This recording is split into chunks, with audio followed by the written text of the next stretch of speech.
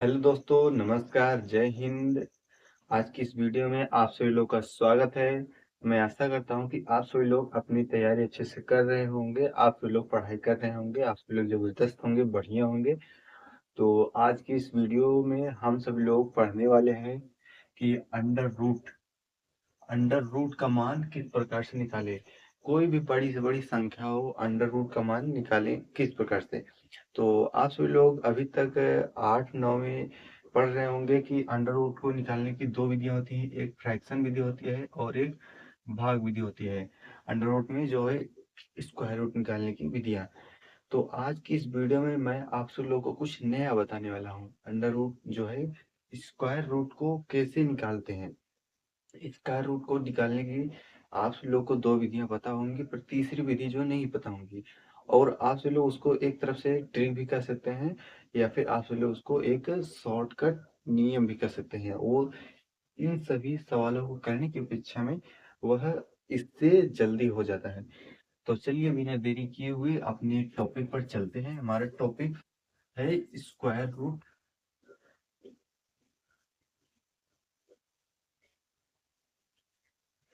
हमारा टॉपिक है आज स्क्वायर रूट। स्क्वायर रूट किस प्रकार से निकाल सकते हैं।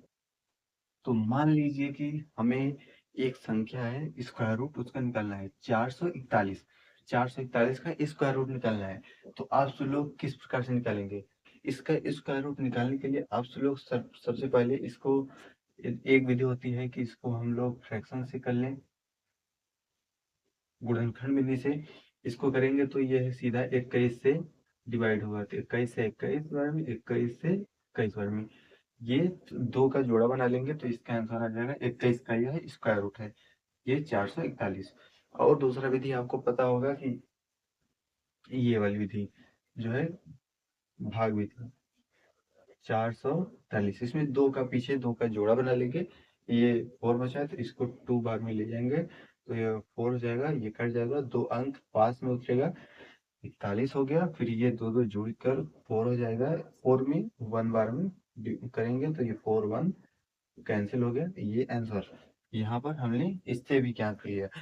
और तीसरी विधि क्या है। तीसरी विधि थोड़ा सा क्रिटिकल होगी, पर पहले आप सब लोग को समझने में थोड़ी सी कठिनाई होंगी, आप सब लोग को समझने में ज्यादा फोकस करना होगा। तो आप सब लोग फोकस कीजिए। देखिए हमारा विधि क्या है।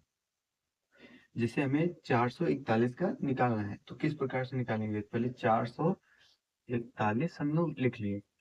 इसमें से स्क्वायर रूट निकालने के लिए पहले पीछे के जो दो अंक होते हैं उनको हम एक जोड़ा बना के अलग कर लेते हैं। और यहाँ पर जो बचा 4, तो हमें देखना है कि जो ये संख्या है इसके पास में कौन कौन सी पूर्ण संख्या है।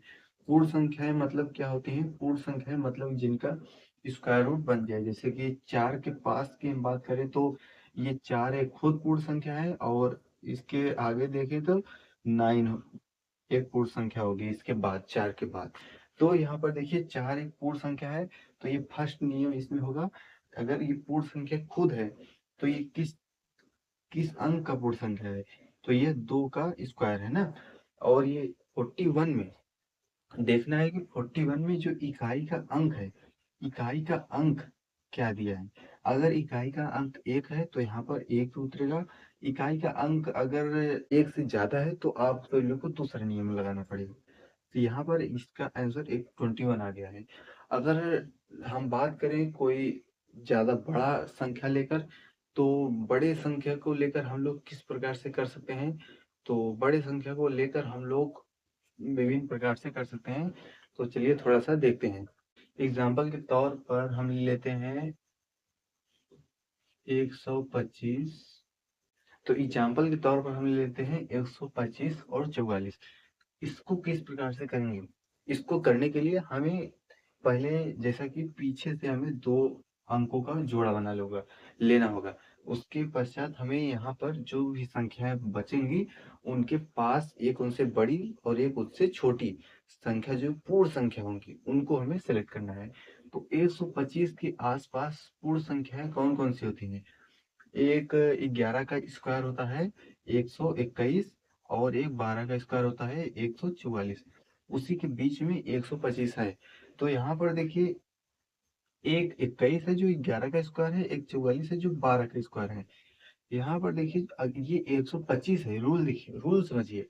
अगर जो 125 है वह 121 और 144 के मध्य में है, तो हमें 121 से 144 के मध्य में अगर ये संख्या होगी, तो हमें 121 वाले को ही हमें इसके डिजिट में लेना होगा, दहाई में लेना होगा।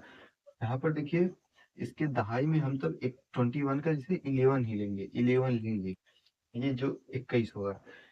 तो आप सब लोग समझ गए होंगे, अगर ये 25 है, 126, 127, 128, 143 तक होता तो भी हम 11 ही लेते। तो यहाँ पर हम 11 उठा ले लेंगे इधर से, डिजिट 11, और यहाँ से हमें एक डिजिट मिलेगा 4। 4 किसका किसका स्क्वायर होता है, किसके किसके स्क्वायर में आता है? ये 4 2 और 8 के स्क्वायर में आता है। इसे 8 का स्क्वायर करेंगे 64, वहां से इकाई का अंक ले लेंगे, 2 का स्क्वायर करेंगे 4।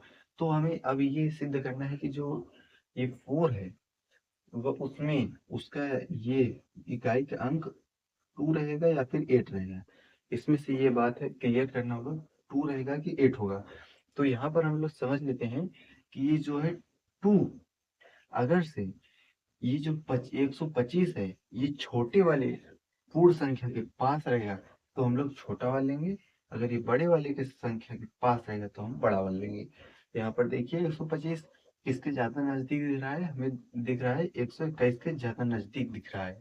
तो हम इसको जो है छोटा वाला लेंगे 2, यहाँ से 2 लेंगे और यहाँ से 11 लेंगे, तो हमारा देखिए 112 का ये स्क्वायर होगा। यहाँ से हमारा आंसर निकल के चला है। तो यहाँ पर आगे हम लोग कुछ एग्जाम्पल और समझ सकते हैं। समझने के लिए हम लोग 2-3 एग्जाम्पल और करेंगे। तो चलिए,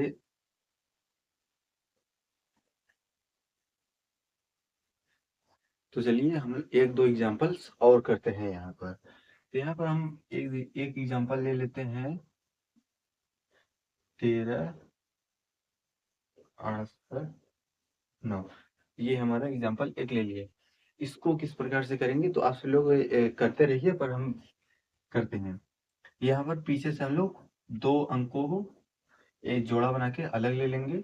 उसके बाद जो बाकी का अंक बचेगा उसको हम लोग देखेंगे कि इसके पास में कौन कौन सी होल नंबर है, पूर्ण संख्या है। पूर्ण संख्या है मतलब किसके किसका स्क्वायर रूट बन सकता है। तो 136 के पास देखिए, हम लोग अगले क्वेश्चन में जो बात किए थे इसके पहले वाले में 125 था, वहां पर 126 है। तो ये एक 121 होगा और एक 144 होगा। 121 जो है 11 का स्क्वायर है, 144 जो है 12 का स्क्वायर है। यहाँ पर आप लोग समझ लीजिए, 136 है। हमने बताया था अगर 121 से 144 के बीच में जो भी संख्या रहेंगी तो वहां पर 121 का ही ये 11 लेंगे डिजिट टेंस के स्थान पर। तो यहाँ पर 136 है, अगर ये 136 137 रहता तब पर भी 11 लेते हैं, 138 रहेगा तब पर भी 11 लेंगे, 143 रहेगा तब पर भी 11 लेंगे, जब 144 हो जाएगा तो 12 लेने लगेंगे। तो ये आप सब लोग कमेंट कीजिए। तो ये पैटर्न समझिए। तो यहाँ पर इसका 11 लेंगे क्योंकि ये 136 है, तो ये इसका 11 आ गया। उसके पश्चात हम लोग यहाँ से इसमें देखेंगे कि इकाई का अंक कौन सा है। इसमें देखिए इकाई का अंक 9 है।